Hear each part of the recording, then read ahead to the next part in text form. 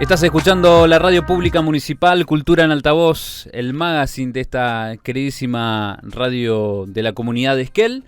Y comenzamos la tercera edición de RPM Dialoga, este segmento en el que vamos charlando con los candidatos y la candidata a intendente para conocer un poco su visión, su propuesta, su perspectiva en torno a las áreas que tienen que ver con la cultura, la educación, el ambiente, la comunicación y los medios públicos.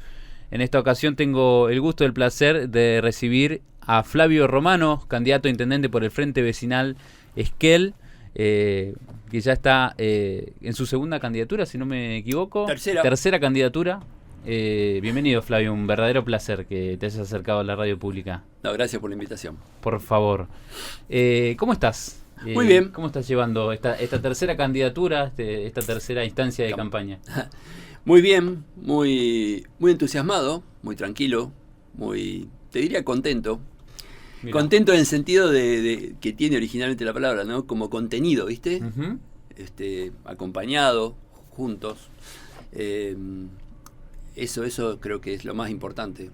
¿Tiene alguna particularidad este periodo, a diferencia de los anteriores en los que te ha tocado participar, esta campaña? ¿Algo que te haya llamado la atención, que te haya parecido relevante? Bueno, claro, nunca,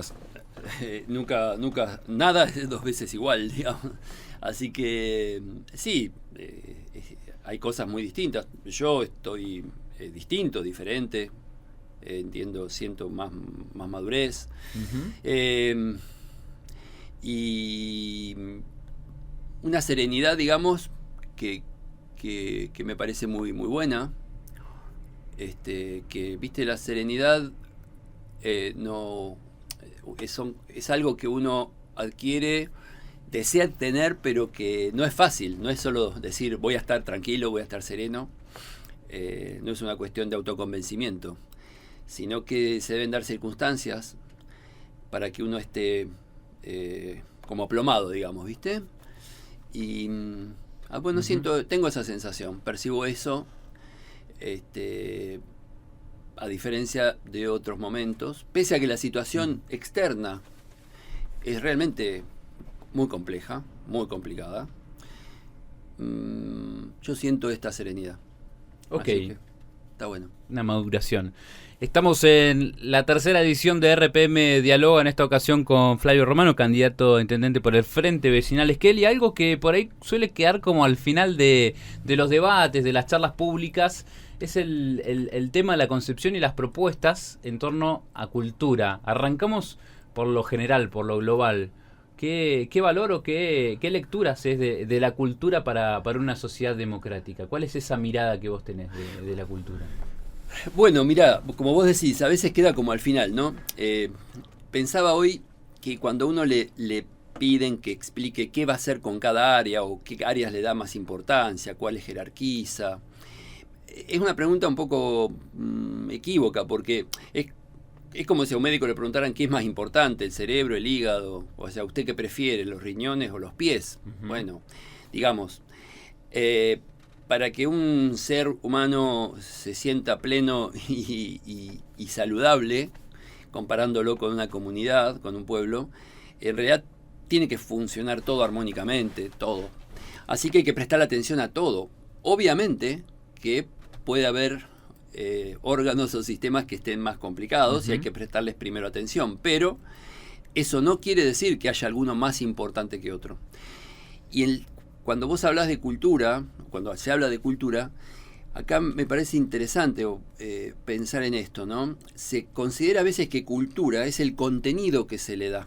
Uh-huh. O sea, es como si, no sé, gana un partido, supongamos, un partido de determinado color, de color verde, ponele, entonces aprovecha para todos sus pensamientos verdes, ponerlos en todos los espacios que pueda, llenar todos los espacios de aire y de los que pueda, espacios de difusión, espacios, los artistas, los que hablen, los que canten, todos que sean todos verdes, tratando de que sean todos verdes para que la gente se entere de sus pensamientos verdes. Uh-huh.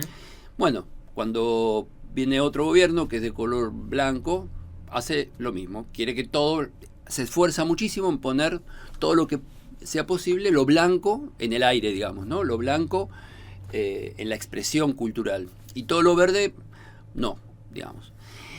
Eso no cambia nada, porque cambia el contenido, pero en realidad lo que la cultura democrática, la cultura participativa, la cultura digamos, solidaria, de generosidad, de escucha, de compartir con el prójimo, esa cultura no se da por el contenido, no porque yo te diga, tenés que participar, tenés que ser generoso, vas a ser generoso ni vas a participar, de color verde o de color blanco, porque generalmente a los verdes los escuchan los verdes y a los blancos los escuchan los blancos, y cada vez que cambia de color, bueno, se escucha el color, quien escucha es del color que comparte con el que maneja ese contenido.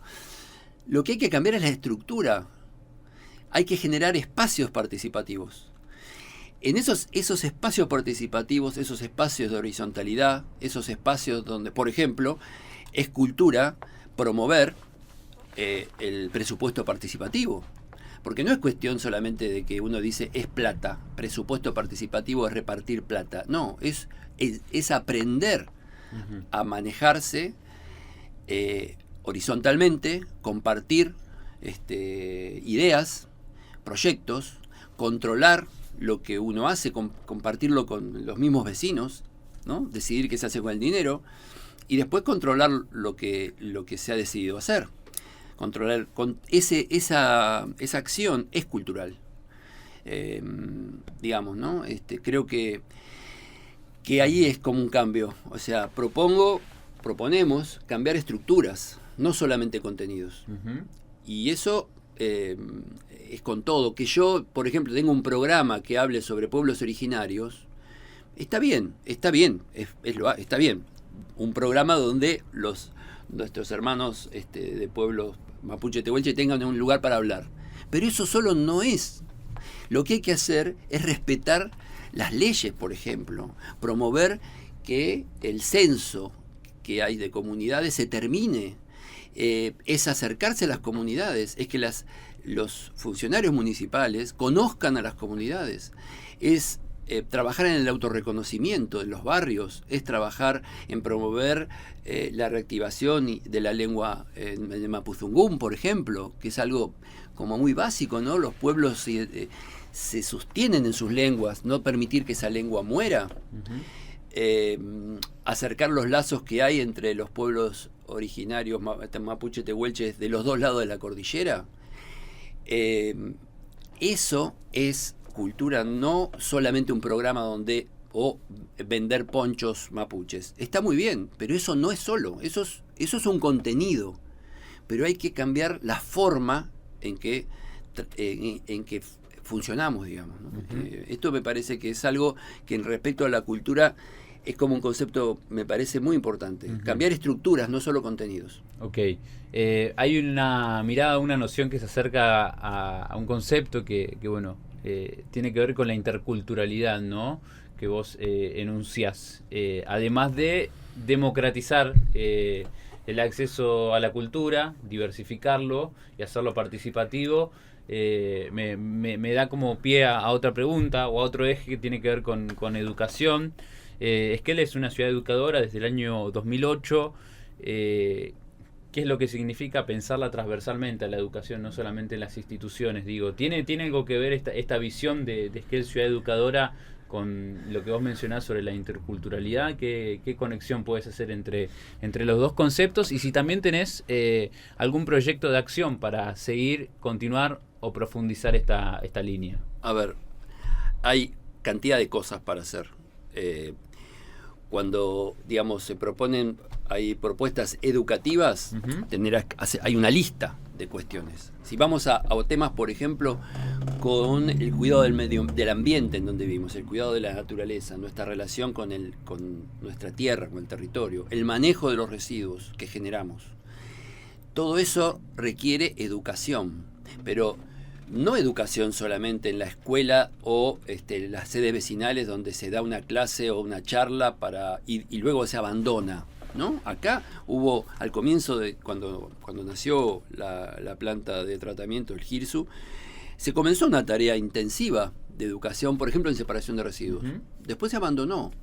Al ir abandonándose esa educación, ha originado que, por ejemplo, el acúmulo de residuos sin discriminar en la planta, que se ha hecho inmanejable, redunda en un gasto que todos tenemos que pagar. O sea, el no saber qué hacer, por ejemplo, en ese caso, con los residuos que todos producimos en casa, termina generando un daño no solo a la ecología, sino también a la economía de toda la comunidad.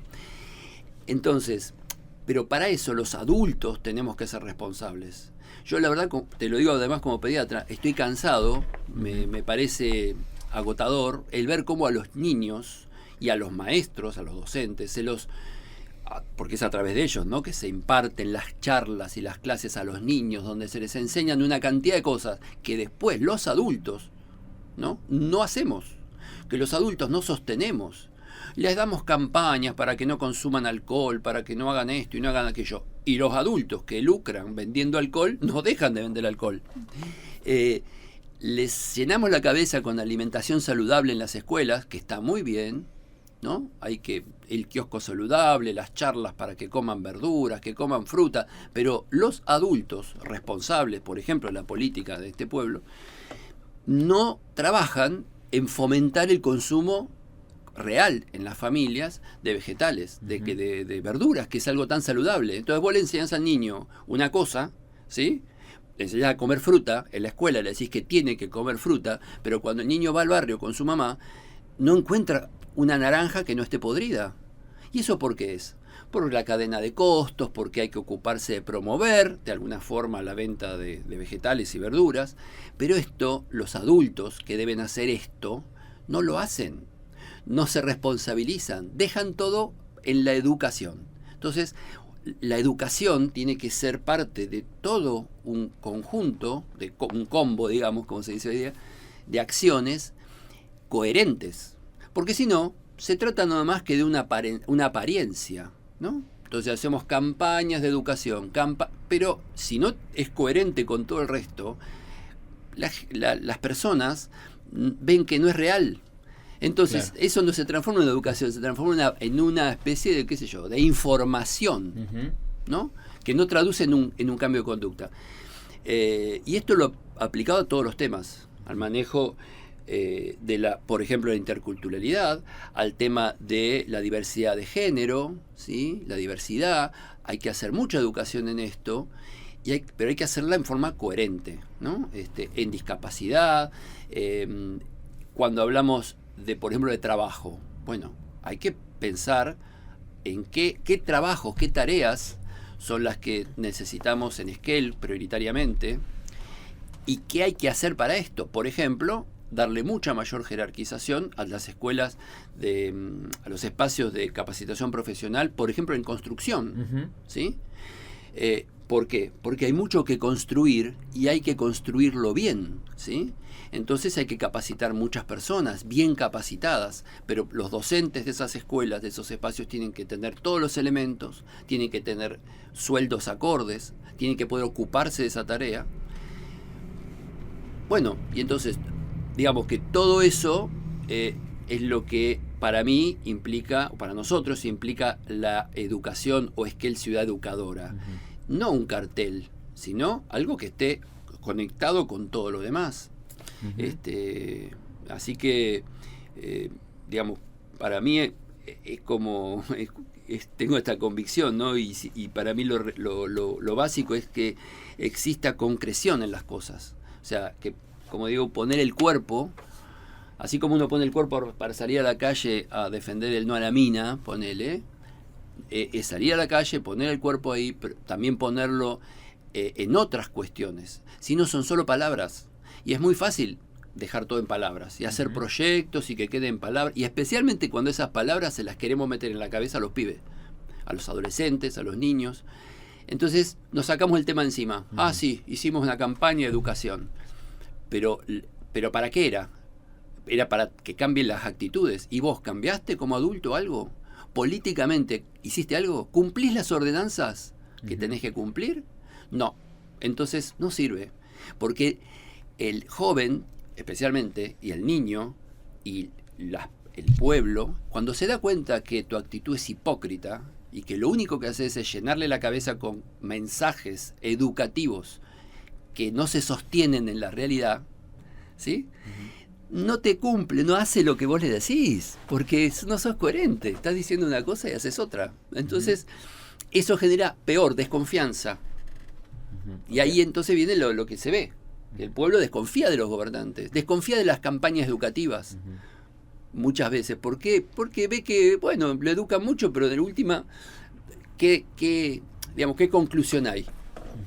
Ok, vos pensás que hay como un abordaje más desde la información, desde lo unidireccional, desde lo superficial en torno a lo educativo, pero hablando un poco de la concreción, estas propuestas o estas líneas de acción que vos enumerás que tienen que ver, ¿no?, con educación de manera transversal. ¿Se llevaría adelante dentro de un área puntual como es el área de extensión educativa o se transversalizaría a todas las áreas que hay dentro de la municipalidad? No, a ver, creo que hay temas que tienen que ser transversales a todo.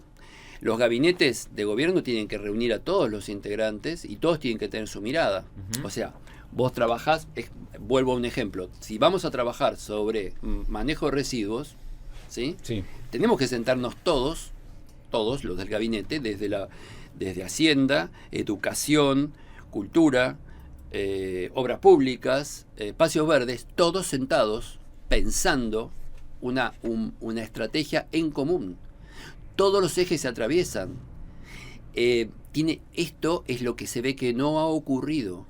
Y si había empezado a ocurrir, se deshizo. Yo te lo digo porque estuve como concejal los 4 años, vi cómo se fue desarmando lo que había empezado, que era una forma integral de trabajo. Se desintegró. Entonces, cuando no se trabaja en conjunto, no resulta en nada. No puede trabajar educación por un lado y espacios verdes por otro. Esto es no lo puedo entender, digamos. En mi cabeza, como trabajador de salud, como pediatra, como médico, no puedo entender cómo desintegrar a un ser humano. O sea, cómo hacer para trabajar solo con un órgano. No sé, me parece algo inconcebible. Tenemos que pensar necesariamente que es un organismo y que es un sistema y que hay que trabajarlo en conjunto. Pasamos a un eje que vos lo mencionaste recientemente, pero me gustaría detenerme allí, que tiene que ver con la planta de tratamiento de residuos sólidos urbanos. Al igual que los candidatos y la candidata, has estado ahí en esto que vos mencionás, ¿no?, de poner el cuerpo. Bueno, se han acercado físicamente y han podido charlar también con los trabajadores y trabajadoras. ¿Cuál es tu valoración del modelo de gestión de residuos que actualmente hay en la planta? Y si mejorarías algo, ¿qué sería? Mira, yo no fui ahora en campaña, te digo. Hay algunas cosas que se dicen, ¿no?, que se hacen en campaña. Bueno, la verdad que yo no fui en campaña. Fui cuando fui concejal montones de veces. Fuimos ahora muchas veces, mis compañeros que estuvieron María Martínez y Antonio Pontoriero, que es nuestra pata dentro del Consejo Deliberante, fueron muchas veces a la planta. Sabemos muy bien cómo trabajan, conocemos a los trabajadores. La forma de gestión se fue degradando progresivamente, como te decía, como en todas las áreas, se fue desarmando, todo se fue desorganizando. Entonces, los trabajadores hacen lo que mejor pueden, te diría, lo que mejor pueden.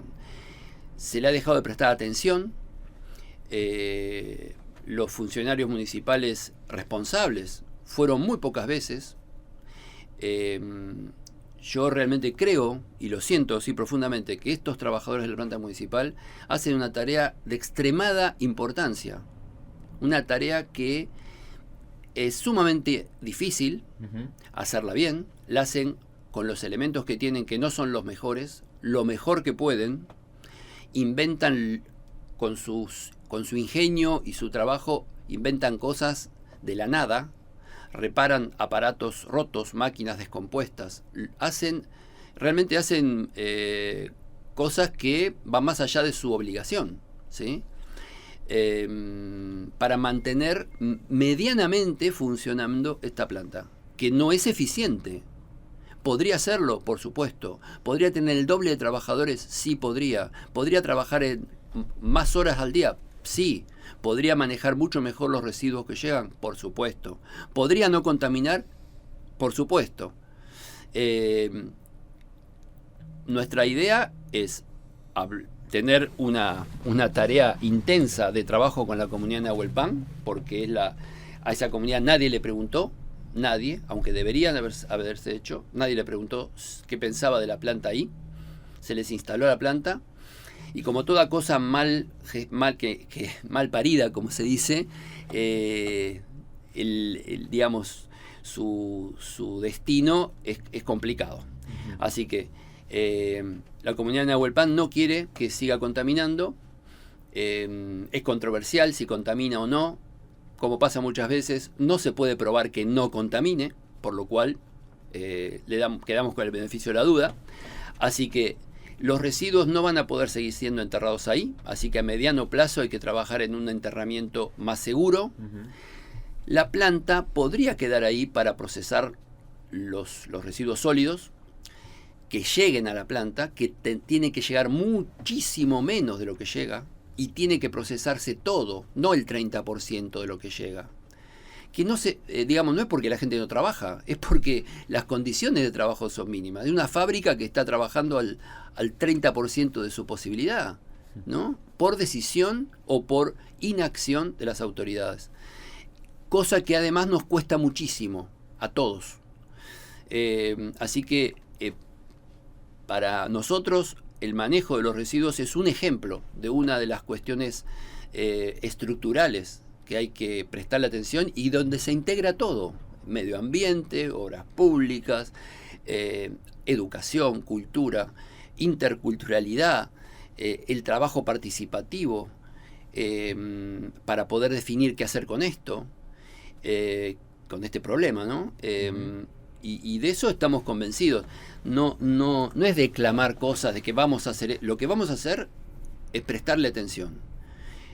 Y creo que eso, más allá de toda cosa que uno hable y diga, llene de proyectos, el primer proyecto es prestarle atención al problema, al asunto. Como cuando uno está preocupado por algo, le presta atención y hace lo que debe hacer. Si vos no le prestás atención, por más que hables, ¿viste? Y digas, si no le das importancia al tema, y no funciona. Así que yo estoy convencido que se puede solucionar, como se solucionan muchísimos problemas junto con la gente. Yo tengo la experiencia, trabajo atendiendo problemas hace 40 años, y mi trabajo es hacerlo con las familias. Yo no lo hago solo. Con las familias, con los colegas, con otros profesionales, y así salen adelante situaciones que son difíciles, ¿no? Una de las demandas, este es un tema para ampliar, ¿no? El modelo de gestión, el tema ambiental. Bueno, hay una ley a nivel nacional denominada Ley Yolanda también, que consiste, en pocas palabras, en la educación ambiental para quienes ejercen funciones públicas, ¿no? Aparecen los conceptos en el esquema y en tu propuesta, conceptos como empleo corporativista, economía circular. ¿Cómo se puede también aprovechar toda esa cuestión que se recupera de la planta? Si bien, como vos expresás, no es el porcentaje máximo, pero ¿qué lugar tienen las cooperativas de trabajo y la economía circular en tu propuesta, teniendo en cuenta también que es una gran demanda, ¿no?, de la sociedad, la falta de empleo? Y bueno, es una parte más de todo esto que te digo, porque si vos manejás bien los residuos, hay una parte de residuos que son, por un lado, reutilizables, y otros con los cuales se pueden producir cosas, ¿sí? Acá hubo cooperativas y grupos de emprendedores que comenzaron a utilizar plásticos, tetrabricks, etcétera, pero no tuvieron apoyo concreto, eficiente de parte del municipio, y algunos se han ido a otros municipios cercanos, ¿no? Así que la promoción del trabajo cooperativista es una de las propuestas nuestras en todo lo que se pueda, ¿sí? Desde la construcción de las miles de veredas que hay que hacer en Esquel, desde el adoquinamiento que hay que hacer de las calles de Esquel, el de la producción de adoquines en Esquel. Nuestra idea es que el municipio no se deshaga de las actividades, no se desentienda, digamos, de las actividades productivas que le pertenecen. Por ejemplo, la planta de residuos es un servicio que sí pensamos que tiene que seguir en manos del municipio, y el municipio tiene que asociarse o dar lugar a que grupos de emprendedores puedan utilizar lo producido por este servicio, ¿no? Claro. Y también esto se engancha con la producción de alimentos, por ejemplo, porque el 30% de los residuos que generamos en Esquel son residuos que se pueden transformar en tierra fértil, o sea, en abono, en compost, ¿ok? En la planta no se está procesando esto, no se puede llevar todo esto a la planta, es muy difícil de manejar. Entonces nuestra propuesta es generar espacios de compostaje de los residuos orgánicos en el pueblo. Hay productores horticultores que existen, no es que hay que inventarlos. Hay personas que hoy están cultivando en invernáculos, que necesitan tierra para cultivar, y el municipio jamás les dio una mano. Y hay necesidad de producir abono, y nosotros lo producimos todo el tiempo en nuestros domicilios.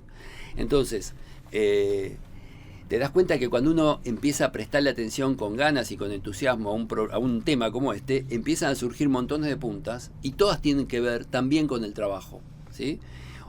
En donde volvemos a ver que no se pueden cortar una cosa de otra. El manejo del ambiente, la producción de alimentos, el cuidado digamos, de la no contaminación ambiental, más la cuestión educativa, porque hay que educar. Si vos hablas de cooperativismo, tenés que educar en cooperativismo. Si queremos tener una sociedad con más grupos cooperativos en el trabajo, tenemos que educar. Entonces, nosotros vamos a promover que en las escuelas, y desde el municipio también, se promuevan acciones educativas en cooperativismo. Si vos no sabés qué es el cooperativismo, que es una forma de trabajo y de asociativismo muy particular, no te va a funcionar. Las cooperativas necesitan un aprendizaje. Y qué mejor que aprender cooperativismo desde chicos, ¿sí? Para que vos cuando tengas edad de empezar a emprender trabajos o actividades así de sostén económico, ya tengas el entrenamiento. Hay gente que recién se entera de lo que es el cooperativismo cuando tiene la necesidad, digamos, claro, ¿no? Y esto, bueno, es llegar un poco tarde. Claro. Vos vas a proponerle a alguien que haga una cooperativa por ejemplo, para hacer veredas, y las personas no saben qué es esto. No es cualquier cosa, es trabajar sin patrón, ¿entendés? Sin dueño. Sos vos el dueño de tu trabajo, pero esto hay que aprender a hacerlo. Así que hay algunos ejemplos cooperativos acá en Esquel que son excelentes, como cooperativas de servicio de cuidado de personas, ¿no? Tenemos un geriátrico, que Manos Unidas, que atiende abuelos, personas de tercera edad. Es la única cooperativa de cuidados de personas que existe en el país. Mira vos. Por lo menos por ahora, de este tipo, ¿no? Es un geriátrico, digamos, en manos de sus propias trabajadoras, digamos, que fueron abandonadas. Es un geriátrico que fue abandonado por su antigua dueña, y ellas quedaron sin trabajo. Mirá vos. ¿Y qué hicieron? Se asociaron en forma cooperativa. Quien los apoyó y las apoyó y les enseñó cómo era fue González Salinas, nuestro maestro, digamos. Tenemos el honor, digamos, de contar con él, que es un experto, digamos, en esta temática, y con mucha generosidad ha ayudado y ha apoyado la formación de cooperativas. Por ejemplo, también el diario, el periódico La Portada, él también aportó mucho ahí. La cooperativa textil que tenemos, confección. Así que, bueno, digamos que hay experiencia. El Frente Vecinal no es un invento. No nació ni con el no a la mina, ni nació en esta campaña electoral. Tenemos un largo trayecto de trabajo, de propuestas que sí se llevaron adelante, ¿no? Cosas concretas que nosotros sacamos poca foto. Y como no hemos estado en el poder, tampoco se ha promovido que se sepa. Ujú. Pero la Reserva Urbana La Z, el impulso lo dio el Frente Vecinal. Se quería fraccionar en un loteo privado esto. Es así. Bueno, ese es un tema muy importante también porque hay mucho potencial para tomar este ejemplo y también pensar en turismo sustentable, pero bueno, es otro tema, ¿no? También teniendo en cuenta el trabajo que se viene haciendo desde organizaciones, a veces autoconvocadas como son Amigos de la Cascada, ¿no? Con esta actividad que tiene que ver con el relevamiento y la participación de la comunidad para conocer y proponer cómo generar un plan de manejo en esta ocasión en la cascada. Vamos a volver a ese tema, pero antes quiero leer algunos mensajes que nos llegan al 33 66 18, como por ejemplo este oyente que nos dice, le preguntaría a Romano qué obras estructurales priorizaría teniendo en cuenta que Esquel tiene muchísimos menos servicios para los habitantes con los que cuenta actualmente. Bueno, es interesante esa pregunta. Bueno, ¿te lo contesto? Mirá, una cosa básica que tenemos que resolver es qué hacer con los residuos líquidos, digamos, ¿no?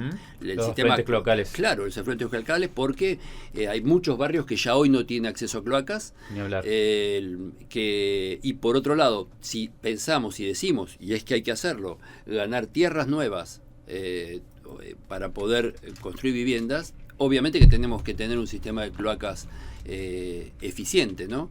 La cooperativa trabaja al máximo en este tema, pero necesitamos un compromiso mayor de parte del poder concedente, que es el municipio, porque la cooperativa está muy sola en todos estos asuntos, ¿sí? La planificación en Esquel no existe.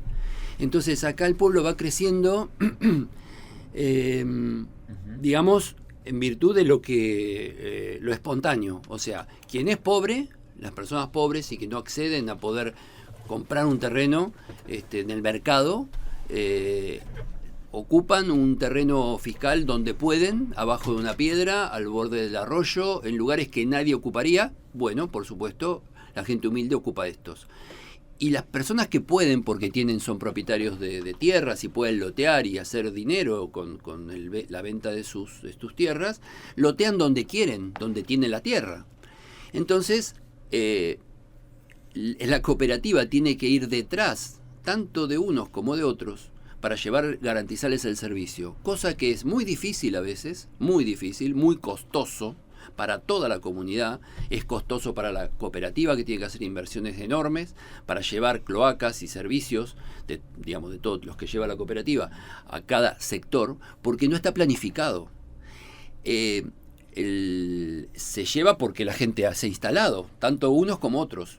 Entonces, la planificación no es un juego donde, bueno, vamos a dibujar el pueblo. No, es pensar dónde es mejor construir, para dónde es mejor hacer casas, porque es más accesible, la tierra es buena para construir, la tierra no es usable para cultivar, por ejemplo, ¿sí? No es meter casas donde sea, es pensar dónde es mejor hacerlas.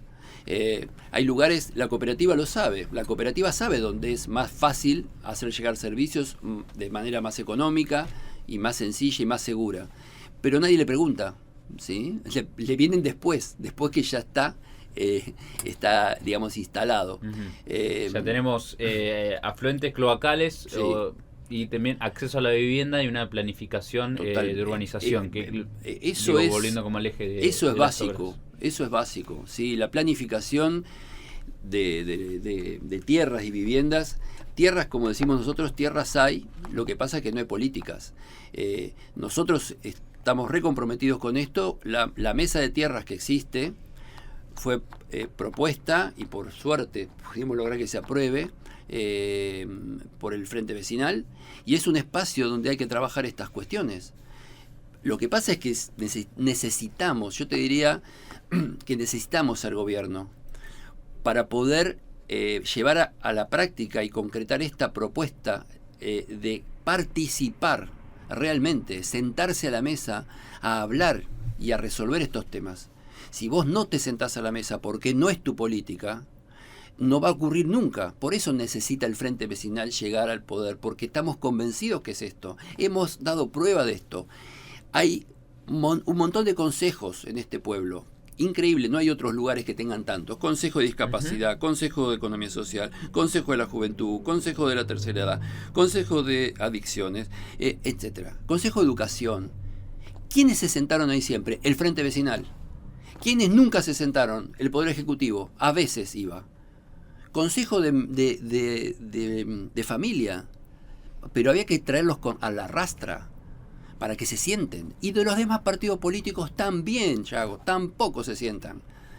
Solo se sientan cuando hacen lo que ellos dicen, para dar órdenes, no para compartir.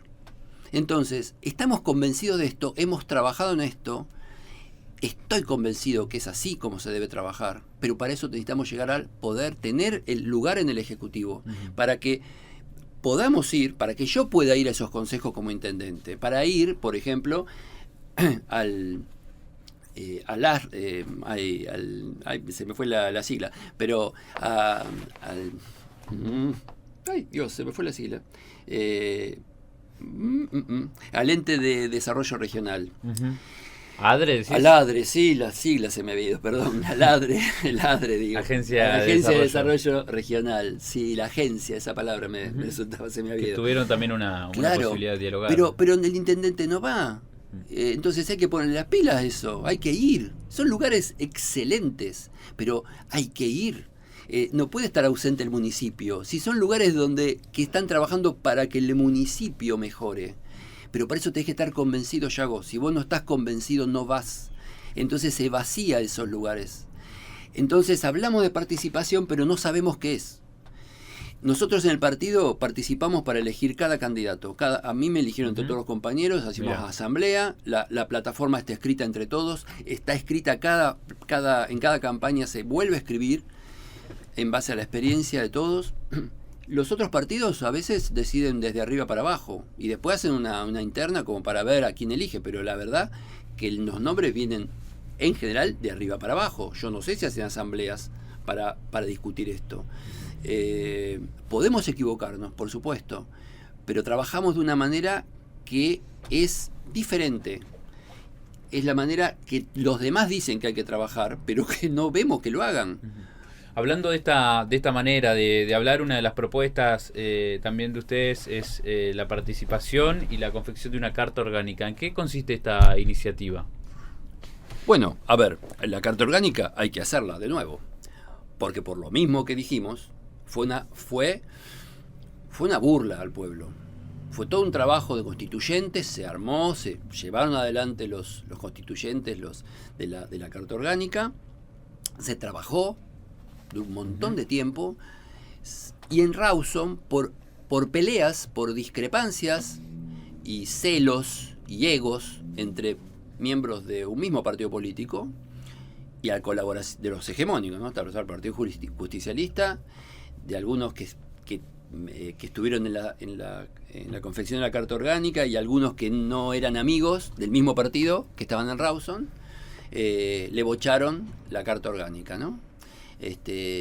Así que los partidos hegemónicos no permitieron que esta carta orgánica se efectivizara por cuestiones de mezquindades personales. O sea, todo lo que decidió un pueblo fue anulado por estas rencillas, por estas cuestiones de yo te quiero, me querés, me querías, te quisiera, no haces lo que yo digo, no me gustás porque, etcétera. Entonces terminó la carta orgánica, se quedó en un limbo y no lo tenemos. Así que la idea es tener la carta orgánica, hacer una nueva constituyente. Eso hay que elaborarlo, por supuesto, es un proceso, pero estamos convencidos que necesitamos una carta orgánica y que sea respetada. Posiblemente una forma, que hay que discutirla, es que se plebiscite luego, o sea, se haga un referéndum para que el pueblo la apruebe. Cosa de que, viste, los diputados en Rawson no se atrevan a bochar algo que el pueblo de Esquel ha votado. ¿sí? ¿Qué posibilitaría, pasando en blanco, además de esta situación que vos marcás, ¿no? De este diagnóstico, tener una carta orgánica? Digo, ¿qué garantizaría o en cuestiones de derechos humanos, Bueno, qué favorecería a la comunidad? Y garantizaría una cosa primordial, fortalecer la democracia en este pueblo, hacerla más real, porque nos regimos por una ley de corporaciones municipales que nos pone en una situación donde la verdad que es cuestionable cuán democráticos somos. Vos fijate que el sistema de votos, digamos, de votación en Esquel hace que la mayoría, aunque sea por un voto, si gana por un voto, aunque sea sobre el segundo, digamos, el primero que saca un voto más que el segundo, se lleva el 60% del Consejo Deliberante. Bueno, como sucede en Chubut, y de hecho era una de las cuestiones que se cuestionaban sobre la reforma de Jujuy, ¿no? El hecho de que el Ejecutivo tenga mayoría. Bueno, acá es una mayoría absoluta y absolutista, digamos. O sea, el gobierno de Cambiemos, de Ongarato y Taceta que tuvimos, este gobierno estuvo en el Consejo Deliberante. Obviamente, gana el Ejecutivo, lo gana quien gana, ¿no? Quien tiene más votos. Pero el poder legislativo es realmente donde está representado, debería estar representado el pueblo en su totalidad, las mayorías y las minorías. Acá en Esquel no ocurre, porque el 30% de los votos, un poco menos, que tuvo Ongarato, se llevó el 60% de los concejales. ¿Se entiende? Nosotros sacamos el doble de votos que el Partido Justicialista y tenemos un concejal, igual que el Partido Justicialista. ¿Sí? Quiere decir que hay una desproporción que hace que el voto del ciudadano no sea válido, no sea equivalente. El que votó al que ganó por un voto, su voto es 4 veces más valioso que el otro. ¿Se entiende? O sea, esto con una carta orgánica cambia. Debería ser proporcional. El que saca el 30% debería tener el 30% de los concejales, no el 60%. Y así. Eso es una cosa muy grosera. Después, el tema de ser nosotros proponemos que seamos un municipio pluricultural, reconocer la pluriculturalidad de nuestra población. Después, que haya cuestiones del respeto a la naturaleza que estén puestas en una carta orgánica, donde el tema de no a la megaminería, no al extractivismo, no sea el único tema. ¿Sí? Que obviamente es una bandera, pero es una bandera bajo la cual hay un montón de otras cosas. ¿Sí? Es el compromiso fehaciente en crear más espacios de reserva de naturaleza, es crear espacios también de protección y de resguardo al pueblo, porque hoy día nos estamos metiendo en los bosques que rodean nuestra ciudad con un peligro para el bosque y para los humanos y para las familias que hacen sus casas en medio de la naturaleza, digamos, ¿no? Y después, bueno, para garantizar que no sigamos contaminando el arroyo Esquel, que no sigamos contaminando comunidades como Nahuelpan con los residuos sólidos, que no sigamos contaminando a Trevelin, echándole todo lo que termina, los residuos cloacales no manejados a un arroyo que termina yendo hacia el Percy, etcétera. O sea, en una carta orgánica se pueden poner cuestiones básicas que se transforman en políticas públicas, ¿no? Ya no discutibles, quedan escritas. Así que bueno, creemos que eso es una de las tareas importantes que tenemos por delante, ¿no? Flavio Romano con nosotros en esta tercera edición de RPM Dialoga, candidato a intendente por el Frente Vecinal Esquel. Lo mencionaba recién al pasar en 2 ocasiones, la ampliación de reservas urbanas naturales, reserva natural urbana. ¿Qué valoración haces de los proyectos que se vienen, entre comillas, queriendo empezar a gestionar, como por ejemplo es el trabajo con la cascada y otras áreas? Digo, ¿ves potencial, como sucedió en la Z, para conformar una reserva natural urbana en otros sectores, en otros lugares? Claro. Y sí, mirá qué ejemplo tenemos. Si bien el puntapié lo dimos del Frente Vecinal propiciando que se haga una audiencia pública, fue el pueblo en la audiencia pública que defendió lo que hoy es la reserva urbana. El plan de manejo, el que hoy sea un caballito de batalla para el gobierno del color que sea. aunque cuando estuvieron en la audiencia muchos que hoy la defienden, no querían la reserva urbana, querían lotear para privatizar el perímetro, ¿no?, de todo ese territorio, para hacer un negocio inmobiliario, digamos. Así que eso se ha transformado en una reserva por la audiencia pública de la que participó el pueblo, y que después el Consejo Deliberante no pudo negarse a lo que el pueblo había dicho. Este sistema es el que se puede aplicar también con el tema de la reserva de la Cascada y de otros espacios que tenemos, ¿sí? También hay que tener una idea de que Esquel cuenta con bosques municipales, forestados, que nos rodean, que son a la vez que un lugar de cuidado ambiental, un lugar potencialmente productivo, porque hay mucha madera que nos pertenece, que le pertenece al pueblo de Esquel. Hay madera, hay pinocha de pino, hay aceite de pino, hay todo eso hay que aprovecharlo, por un lado, para que nos dé trabajo, para que nos genere material para viviendas, por ejemplo, y para otro tipo de actividades, pero a la vez, como es un bosque forestado, digamos, implantado, también necesita ser manejado, pues no es natural, ¿sí? Entonces, no puede abandonarse como está abandonado, no puede dejarse libre, y no se puede dejar de forestar. Hay que quitar algunos de estos pinos y volver a plantar otros para seguir teniendo esta forestación que protege aparte la erosión de todas los cerros que nos rodean, cosa que es sumamente importante. Sabemos qué pasa con el cambio climático, cada vez va a llover más. Sí, un plan de manejo realmente integral, claro, un plan de manejo. Y como ves, otra vez vemos que el manejo del ambiente está relacionado también con la generación de trabajo, ¿sí? Nuestro concepto de integración con la naturaleza no es una naturaleza intocable, porque el ser humano es parte de la naturaleza, nosotros somos con ella. Entonces, cuando hablamos del cuidado de la naturaleza, también hablamos de una óptica de trabajo y generación de sustento para el ser humano, ¿no? Flavio, pasamos a un eje que tiene que ver con comunicación. Bueno, estamos en la radio pública del municipio, perteneciente a la Secretaría de Cultura y Educación, y la pregunta para vos es: ¿qué mirada tenés sobre los medios públicos de comunicación? Y si tenés alguna propuesta o potenciarías también el laburo que se viene haciendo desde este medio, la radio pública municipal en particular. Después, bueno, si querés explayarte un poco más sobre la comunicación gubernamental, el área de prensa, también es válida la lectura. A ver, también como otra de las áreas, también hay mucho para hacer. Nosotros en principio, cuando se propuso la radio municipal, no estábamos muy de acuerdo, te confieso, no estábamos muy de acuerdo, porque creíamos que era, digamos, un gasto, que iba a ocasionar un gasto difícil de sostener, y que había otras prioridades, ¿sí? Y que podría ser usado como un medio de propaganda partidaria, digamos, ¿no? La realidad nos muestra que no necesariamente es así, que tiene, digamos, otras posibilidades, que hay que expandir mucho más su potencial, ¿no?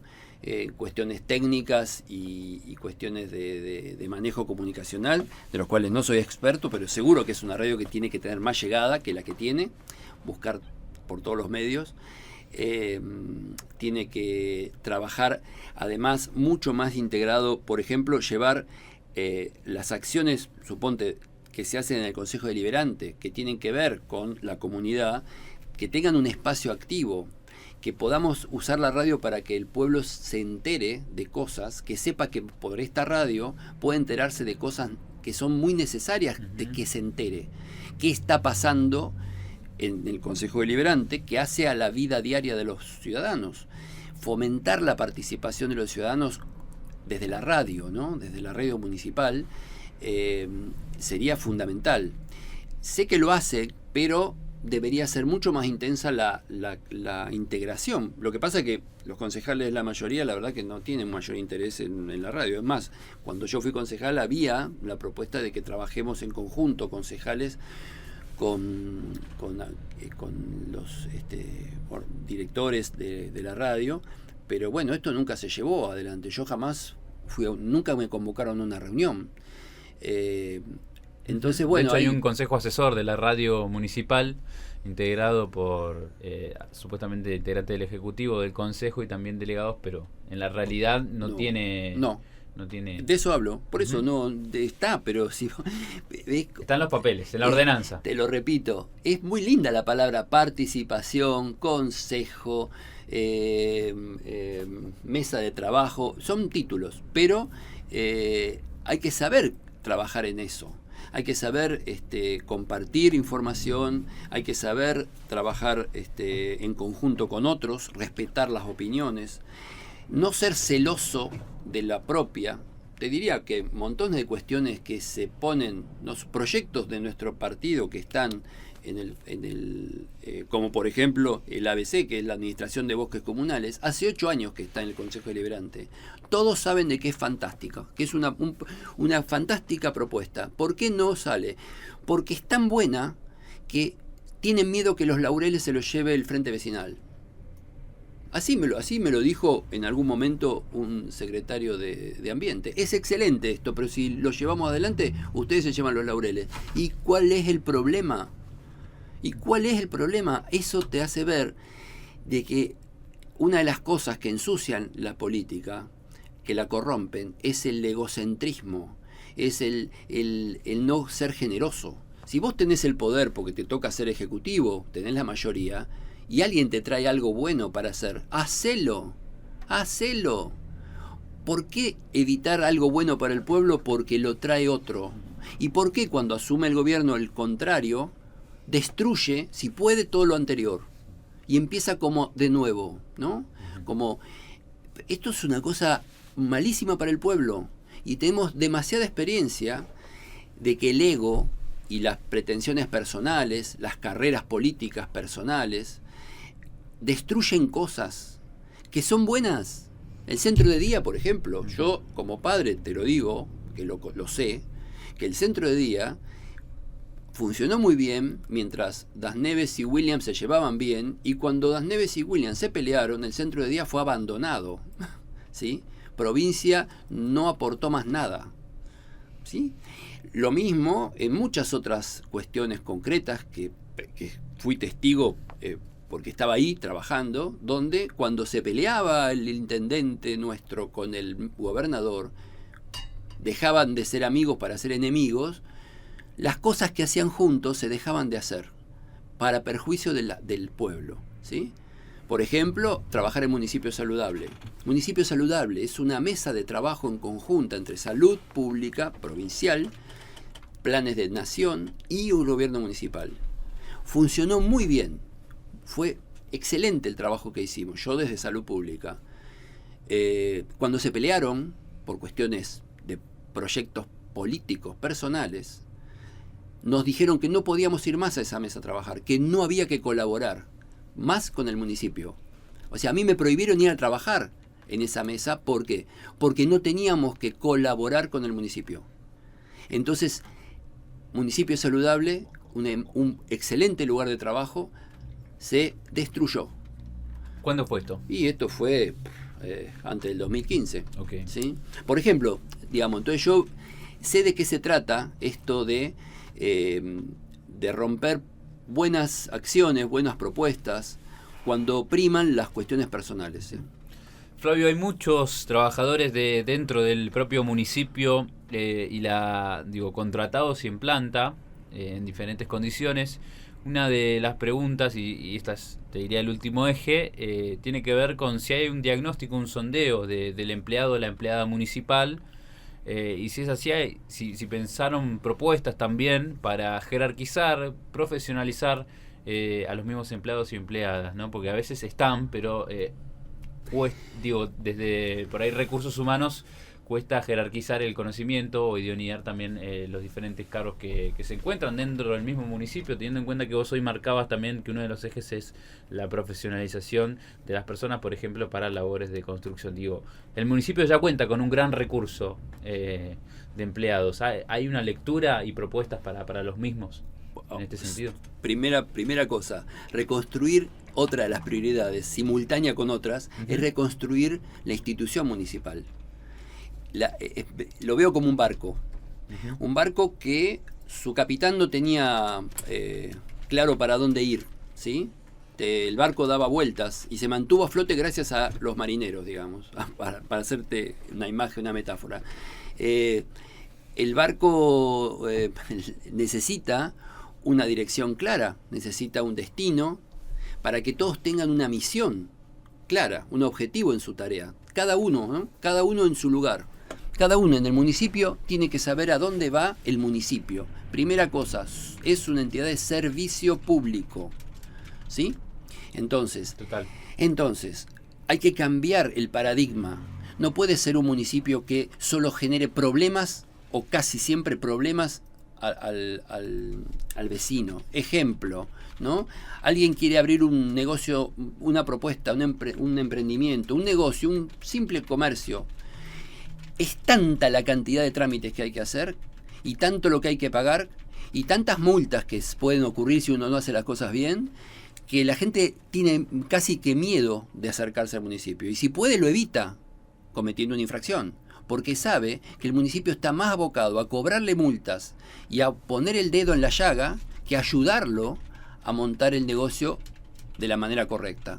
Si alguien quiere hacer su casa, ¿sí? Su casa, y vamos a poner el caso de que tenga su terrenito y que tenga hasta el material para hacerlo, pero que desconoce, no tiene mucho conocimiento de las cuestiones técnicas, el municipio no le va a ayudar. Si no puede pagarle a un profesional que le haga los planos, le diga cómo se pone la cloaca, cómo se hacen los techos, va a venir el municipio a ponerle multas porque hizo las cosas mal, pero jamás lo va a ayudar. Y hay muchas personas humildes, muchas, que no pueden pagar arquitectos, maestros mayores de obra, no pueden. Y hacen lo mejor que pueden, y después, cuando el municipio va, los multa, ¿sí? Entonces, proponemos, por ejemplo, que el área de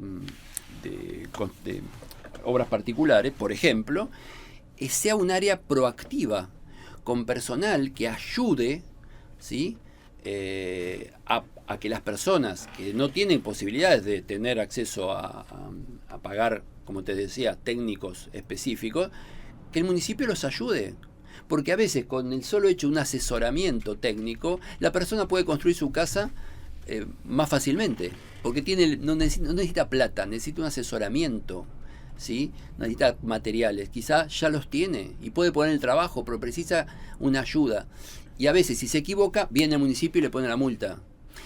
Y si alguien quiere abrir un emprendimiento turístico legal, con todas las de la ley, el municipio tiene que ayudarlo, no entorpecerlo. La mitad de los emprendimientos turísticos de Esquel no tienen habilitaciones adecuadas. ¿Por qué? No porque la gente no las hace, es porque el municipio es tan complicado, es tan complejo, tan, ¿cómo te podría decir? Tan rebuscada la manera en que hay que acceder a esa habilitación, que las personas, si pueden, lo evitan, ¿sí? Si pueden, y temen el día que les caiga la multa. Valle Chico, por ejemplo, mirá, hemos ido a Valle Chico, que es una vergüenza, es la verdad que indigna la manera en que la gente, los vecinos de Valle Chico, fueron tratados y son tratados. Ese loteo fue un loteo que salió de la galera. Había que dar tierras, bueno, entonces en vez de buscar la mejor tierra, bueno, había tierras ahí que se habían obtenido por una cuestión de un juicio que hubo por el basural, etcétera. Como esa tierra estaba, se puso para loteo, ¿sí? Sabemos que no es la mejor tierra, es una tierra más apta para cultivar, para sembrar, que para poner casas. Muy bien, se loteó, se hizo un barrio con todas las dificultades del mundo. El IPB otorga las viviendas, con una orden de prioridad. El orden de prioridad era por la situación de salud de las personas y la situación económica. Las personas con más problemas de salud y con peores situaciones económicas se les dio prioridad. Muy bien, se les otorgó la casa. ¿Cómo no se te ocurrió que personas que tienen una situación de pobreza y que además están enfermas de enfermedades graves, las vas a poner en un barrio sin comunicación, donde no pusiste una antena todavía para que puedan tener teléfono, donde se ha muerto hace un mes un chico porque estaba esperando un trasplante cardíaco? atrás de la montaña lo pusieron, aislado, sabiendo que lo ponían. ¿Cómo puede ser eso? ¿Y cómo puede ser que todavía hoy no tengan una antena? 3 millones de pesos sale una antena para que todo ese sector tenga comunicación segura. 10 millones se gastaron en luces para Navidad. Decime si eso no indigna. No indigna que hoy tenga, yo lo sé, pues tengo mis pacientes en ese barrio, chicos que están en silla de ruedas, chicos que tienen traqueostomía, personas que dependen de oxígeno, ¿sí? Y no tienen un teléfono seguro por si les pasa algo. No pueden llamar porque no. Entonces, eso es realmente lo que queremos cambiar. Que si hay que gastar 3 millones en una antena, se gasten 3 millones en una antena y no 10 millones en luces navideñas. Que aparte, bueno, nada, te digo que uno debe enojarse, mantener la calma, pero hay cosas que indignan. Porque provocan muerte. ¿Entendés? O sea, hay cosas que son ofensa a la dignidad. Entonces nos llenamos la boca hablando de derechos humanos, de dignidad, de participación, etcétera, y abandonamos gente que tiene muchísimas necesidades, que obviamente que acepta la vivienda porque le dan un techo, pero no hay derecho a dejarlos aislados. Tenés que pensar en todo. Por eso tenemos que dejar de pensar en que somos órganos separados, somos todo un cuerpo. Y hay que pensar en todo a la vez. Hay que ser capaces de pensar en todo a la vez. Y priorizar siempre la dignidad humana ante nada, ¿viste? En este caso, como te digo acá, no está priorizada la dignidad humana. Como tampoco está priorizada la dignidad de los trabajadores de la planta, que trabajan en condiciones aberrantes y mal pagos. Como no está dignificada la gente del Alto Río Persi, que hace 8 años está esperando que le llegue el agua, una obra infinita, y no tienen agua accesible, ¿sí? Abandonados por completo, mucho verso, pero el agua nunca le llegó. Entonces, digamos, cuando uno prioriza la dignidad de un ser humano, y bueno, me parece que te organiza, ¿viste? Ahora, si vos priorizás el poner luces en los arbolitos de la avenida, te equivocaste, ¿sí? Si priorizaste que para vos la dignidad es ensanchar veredas en el centro, te equivocaste. Ok. Flavio, pero muy valorable el tiempo que nos has brindado, y también es buenísimo poder tener la palabra, el diálogo, la presencia de quienes pueden llegar a ser nuestros futuros intendentes aquí en la radio pública municipal, contestando también las preguntas de la audiencia. Verdadero placer haberte recibido, y bueno, vuelvo a valorar la instancia, ¿no? de diálogo, de comunicación, y el tiempo por venir acá. Estuvimos charlando algo así como una horita. Uy, un montonazo. Disculpe, le pido disculpas a la audiencia porque a veces me extralimito, hablo mucho. Es que hay muchas cosas para decir y bueno, qué sé yo. Y te reconozco también públicamente que sos, a mi parecer, el candidato más emocional, ¿no? Hay una cosa que se llama congruencia entre lo que uno dice y lo que uno siente, ¿no? Y creo que coincidimos muchos y muchas, que vos sos el tipo que más corazón y más congruencia comunicacional tiene en ese. Te puedo decir algo para terminar, yo durante largo tiempo de mi vida renegaba de esta cuestión, ¿no? Trataba siempre de separar, hacía un esfuerzo para separar mi emoción de los pensamientos, como dice, de la cabeza del corazón. Porque a veces veía cosas que me resultaban muy, muy duras y bueno, y me conmovía. Y una vez tuve oportunidad de participar en una rogativa que hubo ahí cerca de la estancia de Benetton, donde hubo un lonco, ¿sí? Que al amanecer, cuando salió el sol, nos reunimos todos y todos dieron su palabra, nosotros escuchamos, y hubo un lonco, no recuerdo su apellido, Vicente se llamaba, un hombre anciano, que dijo que había algo que él le llamaba la atención, del Winca, que podía hablar de pobreza, de enfermedades, del dolor de la gente, del hambre de los niños, de cuestiones muy, muy, muy duras, de injusticias, y podía hablar sin llorar. Que eso no lo entendía él, cómo hacían, y que eso le parecía que era un problema, porque cuando la mente y el corazón no se juntan, uno no es sincero con lo que hace. que las manos se mueven cuando el corazón y la cabeza están unidas, que si están separadas, las manos no se mueven. Y eso me quedó y dije, bueno, entonces no está mal lo que me pasa a mí. Y a partir de ese momento me dejé digamos, sentir y conectar la cabeza con el corazón sin recriminármelo, porque esta sociedad occidental en que vivimos nos educa en separar todo, ¿sí? La cabeza y el corazón también. Y como dijo el lonco Vicente, si la cabeza y el corazón no van unidos, las manos no se mueven. Y acá hay que mover las manos. Así que en esa estamos. Muchas gracias, Flavio. No, Un gracias placer. a vos. Gracias.